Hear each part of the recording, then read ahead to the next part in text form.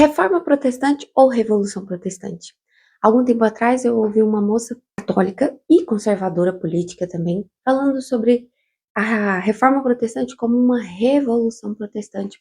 Primeiro nós precisamos definir os termos. De acordo com o dicionário, revolução é uma mudança radical de determinada estrutura, seja política, social, tecnológica, enfim, inclusive religiosa. É uma ruptura com o antigo e uma transformação para algo novo.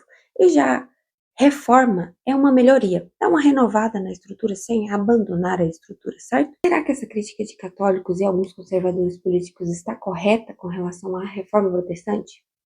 Quando nós estudamos um pouquinho a história da reforma protestante, a gente vê que a igreja ao longo dos anos foi se desviando de doutrinas fundamentais das escrituras e pregando heresias, coisas distorcidas, como, por exemplo, a salvação pelas obras, ou a compra da salvação própria, ou até mesmo da salvação dos mortos, e tantas outras coisas que a Escritura nunca falou sobre isso.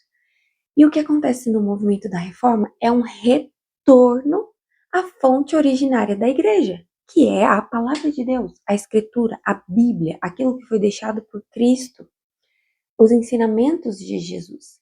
Então, Martinho Lutero, um monge católico, quando leu em meados de 1517 ali, em Romanos 1,17, dizendo que a justiça de Deus se revela no Evangelho e o justo viverá por fé, começou a entender a necessidade do retorno às doutrinas bíblicas, doutrinas da graça, doutrinas que nos libertam, que nos fazem entender que Deus é o autor da nossa fé. E ele chega até mesmo a ser expulso da igreja por pregar as verdades bíblicas, as antigas doutrinas da graça.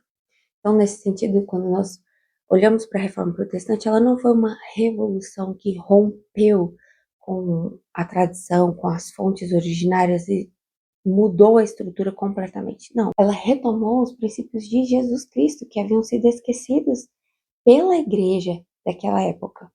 Então, a reforma protestante, ela é uma bênção, um movimento de Deus para nos fazer lembrar da própria Escritura, da valorização da Escritura, da valorização das verdadeiras doutrinas deixadas por Jesus Cristo, o cabeça da igreja.